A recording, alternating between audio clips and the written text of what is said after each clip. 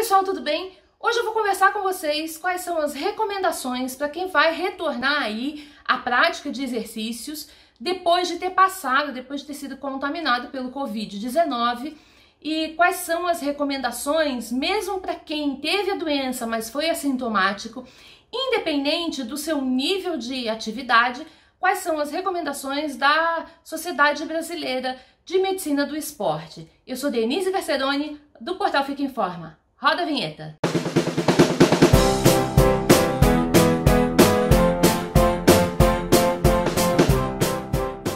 E aí, tudo bem com você? Hoje a gente vai ter então esse papo super importante a respeito aí do retorno, da retomada do exercício, da prática de exercício, para aquelas pessoas que passaram pelo Covid-19, né, que foram contaminadas, independente do grau de acometimento, mesmo aquelas que foram assintomáticas, até aquelas que passaram por casos mais graves.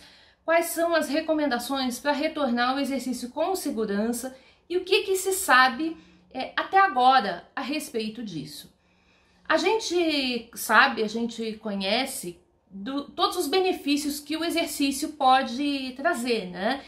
Tanto na prevenção de doenças, quanto na recuperação, né, daquelas pessoas que passaram por algum tipo, estão ainda, né, tem algum tipo de problema e que utilizam do exercício como uma das formas de tratamento, quer dizer, tomam a medicação que for necessária, fazem as terapias que são necessárias, mas também usam o exercício como uma forma tanto de minimizar quanto até de tratar alguns sintomas. A gente sabe, de conhecimento, assim, tem uma vasta literatura da importância do exercício na qualidade de vida das pessoas.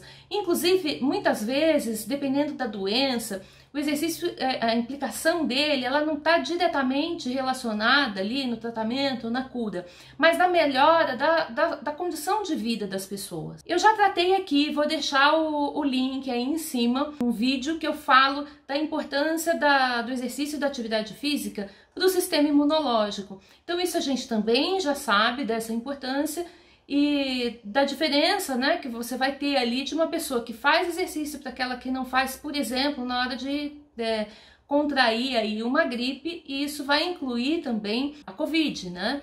Então eu vou deixar, fica aí em cima se quiser dar uma consultada, mas ok, já passamos essa fase, a gente já tem muita gente recuperada, que algumas pessoas que foram assintomáticas, outras que passaram por poucas e boas, ficaram internadas muito tempo de internação, entubadas. E aí, como é que essas pessoas retornam para o exercício? Porque uma coisa a gente sabe, é importante que esse retorno aconteça, mas é importante também que ele aconteça com segurança.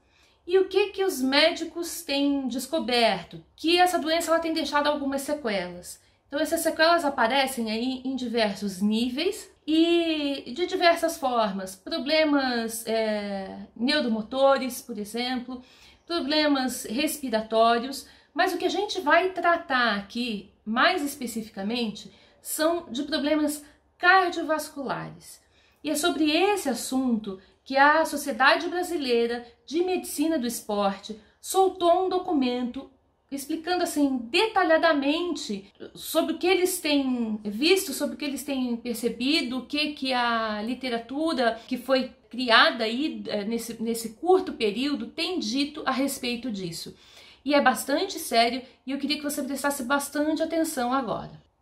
Eu vou deixar aí embaixo na área de descrição do vídeo um link para você ter acesso direto a esse documento com todos os detalhes, mas aqui no vídeo eu vou tratar assim de uma maneira geral e tentar explicar da forma mais didática possível quais são os problemas e o para onde que você tem que olhar e o que é preciso fazer para começar a se exercitar.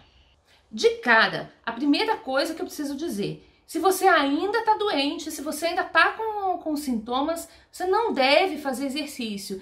Existe um mito aí falando, não, quando a gente fica com uma gripe leve, a gente deve fazer exercício leve porque isso ajuda na recuperação.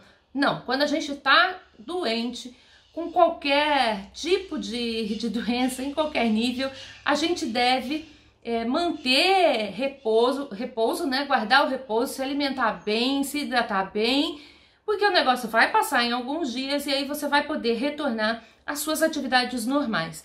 E com o Covid não há de ser diferente, principalmente porque a gente não está lidando com um problema, uma doença que seja leve, nenhuma gripezinha que logo vai passar e que tá tudo bem. Principalmente nesse tá tudo bem, porque a gente não sabe, a gente não tem dados. Então, o que eu vou passar para vocês agora são dados que foram coletados aí do começo do ano até agora. Estou gravando esse vídeo em novembro, então é um período muito curto ainda para poder se avaliar, mas ele já tem alguns números consistentes. Olha só, eles observaram que existe um aumento das complicações cardiovasculares em 16% dos pacientes, mas eles não têm dados ainda relacionados aí a pessoas que são ativas, né, ou a pessoas que são atletas. Isso eles ainda não sabem. O que eles sabem é que as pessoas que são acometidas por miocardites virais, então problemas no coração, problemas que afetam ali o músculo, né, do coração, relacionados a doenças virais, que existe uma possibilidade muito grande, isso acontece com bastante frequência, delas desenvolverem algum tipo de problema, que vão desde problemas que afetam o desempenho físico até morte súbita. E é sobre isso que a gente vai tratar aqui. Então, quais são as medidas que a gente pode tomar para poder identificar e fazer o tratamento adequado com a diminuição dos riscos. Então, o objetivo desse documento que a Sociedade Brasileira de Medicina do Esporte soltou, que é o objetivo desse vídeo, é alertar vocês da possibilidade desses problemas, né? E orientar como que se deve proceder depois que você ficou doente e antes de você retornar às atividades. A recomendação é que você faça uma avaliação pré-participatória cardiológica.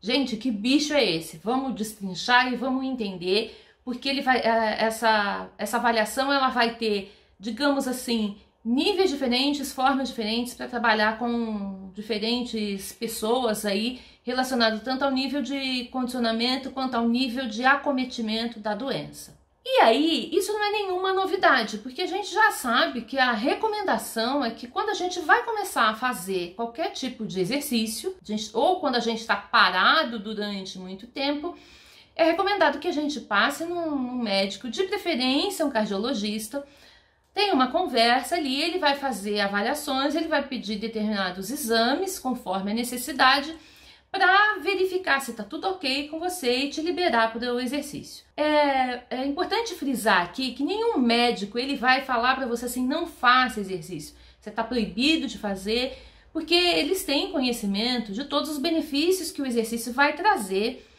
para a qualidade de vida das pessoas. A função do médico ali, na hora que ele identifica um problema, é te dar parâmetros do quanto que você pode se esforçar de forma que você mantenha ali tanto a sua saúde quanto a sua qualidade de vida. Um bom exemplo disso, né, da importância de fazer esse tipo de exame, é porque a gente sabe, em função aí de pesquisas, que exercícios assim muito vigorosos, exercícios que exigem esforço intenso, eles podem vir a causar morte súbita. Isso vai acontecer justamente em função de algum problema cardíaco que aquela pessoa tinha, mas desconhecia porque nunca fez um exame. Esses problemas eles podem ser tanto congênitos quanto problemas adquiridos. Então aí passar por essa avaliação do médico, fazer os exames que ele vai solicitar, pode identificar, permitir ali o tratamento e traçar então os parâmetros para você fazer exercício. E a gente vai manter, o que eles sugerem é manter a mesma ideia, o mesmo protocolo quando você for retornar às atividades se você passou aí pela Covid-19. Então a primeira recomendação é assim, que todos os indivíduos que tiveram a doença, independente de qualquer coisa, mesmo aqueles que são assintomáticos, mesmo aqueles que têm um nível baixo de atividade até os atletas, eles passem pelo cardiologista de preferência e que façam 3 coisinhas. que seria um exame físico, anamnese e um eletrocardiograma. Esse, assim, digamos, o básico do básico que todo mundo deve passar. E a partir daí, dependendo de cada indivíduo, é que vai haver o acréscimo de outros tipos de exame até o médico poder ter certeza da liberação e como é que essa liberação vai ser feita. Se você já está curtindo esse conteúdo até aqui, tasca o dedo no joinha, compartilha esse conteúdo aí com as pessoas que você conhece, coloca nos teus grupos de WhatsApp, porque isso ajuda aqui no crescimento do canal e ajuda a distribuir esse conteúdo para quem precisa ter conhecimento dessas informações. Então, como eu disse, essa avaliação pré-participatória, ela vai considerar aí duas variáveis, né? Vai considerar qual o nível de atividade, que eles vão dividir assim: esportista recreativo, que é aquela pessoa que faz uma atividade física regular, faz um exercício regular, mas de intensidade leve a moderada e não compete. O esportista competitivo, então aquela pessoa que tem uma atividade regular, essa atividade ela é mais intensa, né? Ele faz um exercício regular, é mais intenso, ele até participa de umas competições, mas não é com muita frequência. E o atleta, que é aquele que pratica de forma sistematizada, que vai trabalhar sempre na alta intensidade, sempre atrás de uma melhora de performance. É feita essas três divisões e também é considerado o outro parâmetro que é considerado é o nível de acometimento. Então, se foi leve ou assintomático, se foi moderado ou se foi grave. A diferença entre eles é basicamente o seguinte: quem foi leve ou assintomático quem foi assintomático nem percebeu que teve, né? Só fez o teste lá e descobriu. Leve são aquelas pessoas que trataram em casa, que tiveram alguns sintomas, tiveram febre, dor no corpo, aqueles vários sintomas que a gente toda hora está ouvindo falar, mas que não precisaram ir para o hospital, não precisaram ser internados. Aqueles que são considerados moderados são os que foram para o hospital, foram internados e até precisaram ali do uso de oxigênio suplementar, né? E os graves são aqueles que ficaram internados em UTI. Então essa é a divisão, são esses dois parâmetros. Então o nível de atividade, de condicionamento dessa pessoa e o nível de acometimento da doença. Guarda essas duas informações, porque é a partir daí que eles determinaram, que eles fizeram uma combinação, determinando como é que vai se olhar para essa pessoa e o que vai ser preciso para determinar se ela está liberada ou não está, quando ela está liberada para fazer o exercício. E quando que você vai ser submetido a esse teste, né? Esse teste, para aqueles que foram assintomáticos, ele pode ser realizado a partir de 14 dias depois que foi detectado, né, que você teve a doença, depois que o teste deu positivo. E para aqueles que tiveram algum quadro clínico, independente se foi leve, moderado ou grave, são 14 dias depois do desaparecimento desse quadro clínico. Então, a partir daí é que se pode pensar em fazer esse teste. Então, olha só, o que isso já está dizendo pra gente? Não é porque eu recebi alta, o médico falou que beleza, você não tá mais doente, que eu já posso pegar e voltar para o exercício. Segundo, até porque eles recomendam fazer essa avaliação antes, né? Segundo, o tempo de espera para que você possa fazer essa avaliação é de 14 dias. Nesse teste, além daqueles 3 itens, que é o exame físico, a anamnese e o eletrocardiograma, o médico vai poder pedir uma série de outros exames. Ele pode pedir um eco, ele pode pedir dosagem de TNT, ele pode pedir ressonância magnética, pode pedir teste de esforço, tanto teste ergométrico quanto cardiorrespiratório. Pode pedir para colocar um holter.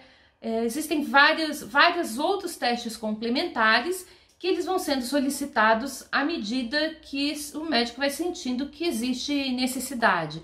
E aí, nesse documento da Sociedade Brasileira de Medicina do Esporte, eles dão uma sugestão assim dessa sequência que deveria seguir, né, do tipo, se aqui apareceu isso, então o próximo passo que deve ser tomado é esse. É claro que essa é uma recomendação feita para os médicos, né? Mas é legal que a gente tenha conhecimento disso, até para poder perguntar e questionar da necessidade, por que pediu, por que não pediu. E também para profissionais aí da área de educação física poderem entender e orientar os seus alunos.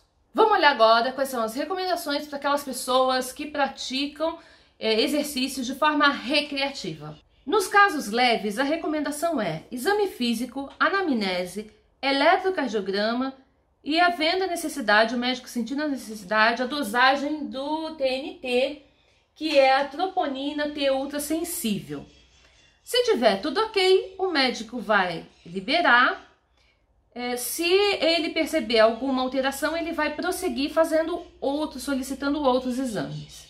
Nos casos moderados, mantém-se aí o exame físico, a anamnese e o eletrocardiograma e acrescenta-se o ecocardiograma. Vai fazer, de qualquer forma, a dosagem de TNT e ele deve pedir um teste ergométrico ou cardiopulmonar. Dentre os dois, a gente sabe que o cardiopulmonar ele é mais completo, então daria preferência por fazer o cardiopulmonar. Feitos os exames, estando tudo ok, essa pessoa vai ser liberada a retornar ao exercício e vai passar por uma reavaliação em 60 dias. Se nessa reavaliação tiver tudo ok, volta para os exercícios normalmente. Se aparecer alguma alteração, então ele vai prosseguir pedindo uma ressonância magnética. Nos casos graves, vai ser pedido tudo o que foi pedido no moderado, mais a ressonância magnética. Se tiver alguma alteração na ressonância magnética, então vai pedir o Holter, 24 horas. Se tiver tudo normal nos exames, essa pessoa vai aguardar 2 semanas, estando sem nenhum sintoma, para retornar. Então observa que nos casos graves, não são só os 14 dias ali para você fazer os exames, são 14 dias para fazer os exames, para ter certeza que não teve nenhum tipo de problema, e depois disso, mais 2 semanas, né? Então mais ali 14 dias, para poder ter certeza da certeza e retornar às atividades. Agora vamos olhar as recomendações para aquelas pessoas que são consideradas esportistas competitivos e para os atletas. Para esses em especial precisa olhar com mais cuidado. Vocês vão ver que as recomendações elas são mais rígidas, justamente porque o tipo de atividade feita é de uma intensidade maior. Nos casos leves e assintomáticos, mesma coisa dos outros, vai pedir exame físico, anamnese e o eletrocardiograma. E também a dosagem de TNT e o teste ergométrico ou cardiopulmonar, repetindo aqui que é sempre preferível que se faça o teste cardiopulmonar, por ele ser mais completo, trazer resultados mais completos. Nos casos moderados, repete a mesma coisa, exame físico, anamnese, e aí entra então o ecocardiograma, mantém-se a dosagem de TNT, vai fazer o ergométrico e o cardiopulmonar, e se tiver alteração no TNT, vai fazer ressonância magnética. Se tiver tudo ok, vai voltar para as atividades. Se tiver algum problema, vai ser tratado e vai reiniciar os treinos 14 dias após a resolução do quadro clínico, sob as recomendações que o médico passar. E, independente do resultado, a reavaliação ela vai ser feita em 30 dias. Nos casos graves, vai ser tudo do moderado, mais a ressonância magnética, independente dos resultados. E mais algumas coisas. Essa pessoa que teve caso grave, mas ela teve um diagnóstico de miocardite durante ali, né, enquanto ela estava doente, ela deve aguardar 3 meses para poder fazer essa avaliação. Aí, feita a avaliação, ela vai poder voltar para as atividades 14 dias depois, como a gente já falou aqui, né?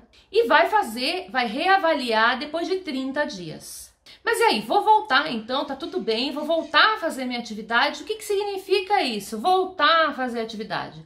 Eu já vou explicar isso para você entender bem direitinho e não correr nenhum risco. Mas antes eu queria pedir para você que ainda não se inscreveu no canal, aproveitar para se inscrever agora e clicar no sininho para receber as notificações toda vez que a gente publicar um vídeo novo por aqui. Então vamos lá, o que significa voltar para as atividades? É voltar com todo o gás? Não, eles deixam aqui bem claro, e essa é a recomendação toda vez que você for retornar para uma atividade, depois que você fica um período parado, que é retomar as atividades de forma leve, vai intensificando aquilo, leve, moderada, até voltar ao teu nível de atividade anterior, ou próximo do que era anterior a ficar doente.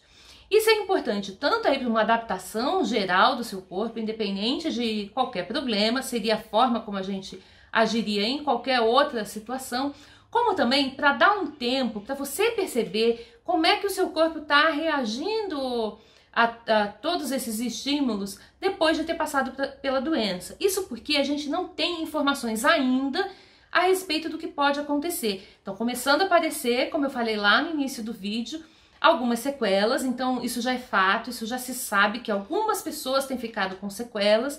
O que não se sabe, o que os médicos ainda não conseguem entender, é qual que é a relação. Então, foi dessa forma, aconteceu isso aqui, dessa outra forma aconteceu desse jeito. Isso ainda não consegue entender. Parece que tá meio bagunçado. Isso talvez esteja acontecendo porque a gente não teve tempo, né, para poder fazer essa avaliação. Precisa dar uma distância, esperar passar aí meses, talvez anos, para poder então olhar para esses casos, olhar para essas estatísticas e falar: ah, tá, entendi. Quando a pessoa teve dessa forma, aconteceu dessa forma, depois lá na frente causou isso aqui. Isso a gente ainda não teve tempo. Então, por isso também que eles falam que todas essas recomendações, elas podem mudar de uma hora para outra, conforme as informações forem chegando, conforme as descobertas forem sendo feitas. Então, só para reforçar, se você quiser ter acesso a esse documento completo, com todas as explicações direitinho, todas as referências, eu vou deixar aí embaixo, na descrição do vídeo, o link para você encontrar isso lá, se bem que tá bem facinho, no site da Sociedade Brasileira de Medicina Esportiva. Espero que você tenha gostado desse vídeo. Se você ficou com alguma dúvida, coloca aí nos comentários que eu vou responder. Um beijo, um abraço e até a próxima!